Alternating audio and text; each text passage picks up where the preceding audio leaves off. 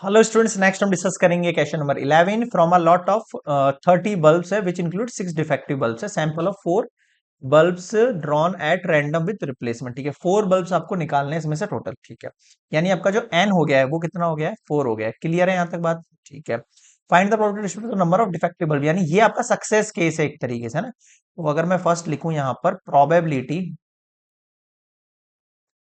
Of defective bulbs, defective bulb मतलब P. Defective bulb कितने हैं इसमें, 6 है। 6/30 अगर मैं करता हूं तो 6 5 जा 30 हो गया। तो क्यू का वैल्यू कितना निकलेगा, 1 - 1/5। कितना हो गया भाई ये, 4/5 हो गया। बताओ यहां तक समझ में आया क्या? ठीक है, क्लियर है। 1/5 हो गया, 4/5 हो गया, एन की वैल्यू 4 हो गई। ठीक है, अब आ जाओ भाई। अब एक्स की बात करते हैं। एक्स किसको डिनोट करता है, the number of defective bulbs. अब देखो नंबर ऑफ डिफेक्टिव बल्ब्स कैसे हैं, या तो 0 डिफेक्टिव बल्ब होंगे, या 1 होगा, या 2 होगा, या 3 होगा, या 4 होगा। अब देखो क्या क्या केसेस बन गए। एक्स इक्वल्स टू अगर मैं 0 की बात करूं, है ना, फॉर्मूला क्या होता है, एन सी आर, पी की वैल्यू आर, क्यू की वैल्यू एन माइनस आर। तो लगा दो। एन की वैल्यू कितनी है हमारे पास, 4 सी, यहाँ पर देखो 0। फिर पी की वैल्यू कितनी है, 1/5, पावर में आएगा 0। फिर क्यू की वैल्यू कितनी है, 4/5, फिर पावर में आएगा 4 - 0। इसका वैल्यू 1 हो गया, इसका भी वैल्यू 1 हो गया, इसका वैल्यू 4/5 की पावर 4। क्लियर है? 4 की पावर 4 आपको पता ही है कितना होता है, 256 होता है। 5 की पावर 4 कितना होता है, 625 होता है। क्लियर है? आगे बढ़े, नेक्स्ट देखो। पी एक्स इक्वल्स टू अगर 1 की बात करेंगे तो फिर वही सेम चीज रहेगी, 4C1। पी की वैल्यू 1/5 है, पावर में 1। 4/5 क्यू की वैल्यू है 4 - 1। Okay, 4 factorial, 3 factorial, 1 factorial, 1/5 as it is, 4/5 की power 3। 4 × 3 factorial upon 3 factorial multiply 1/5 multiply 4/5 का क्यूब। अब आप देख लो, ऊपर देखो कितने 4 हो गए, 4 की पावर क्यूब और एक 4, यानी 4 की पावर 4। जो अभी पीछे लिखा 256 ही रहेगा। हाँ, और 5 की पावर कितनी हो गई, 4, यानी कि 625 रहेगा। दोनों का आंसर सेम ही आ रहा है, पीछे वाले का और इसका। अगला देखो, पी एक्स इक्वल्स टू 2 में क्या रहेगा। मैं जल्दी जल्दी इसलिए कर रहा हूँ, सेम कॉन्सेप्ट है, ज्यादा टाइम लगाने कोई सेंस नहीं है, अपन को पूरी बुक कंप्लीट करनी है यार, है ना। आ जाओ, 4C2, 1/5 की पावर 2, 4/5 की power 4 - 2। 4 factorial, 2 factorial, 2 factorial, 1/5 multiply 1/5 multiply 4/5 multiply 4/5। 4 में से 2 गया, 2 हो गया, मतलब 2 टाइम्स हो गया ना।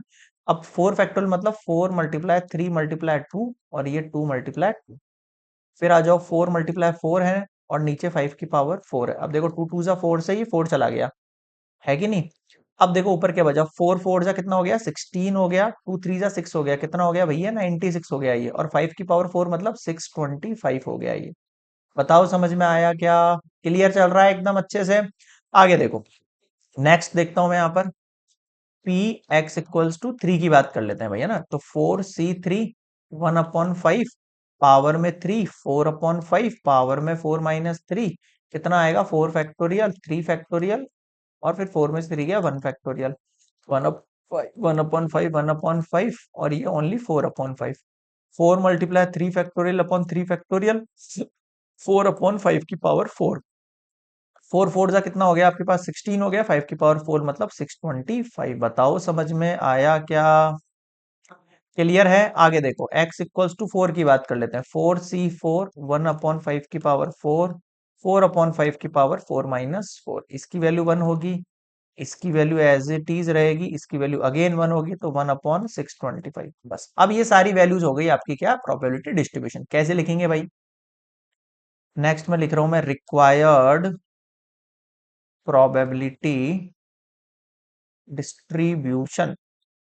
देखो क्या हो गया, 0 1 2 3 4 डाले वैल्यूज।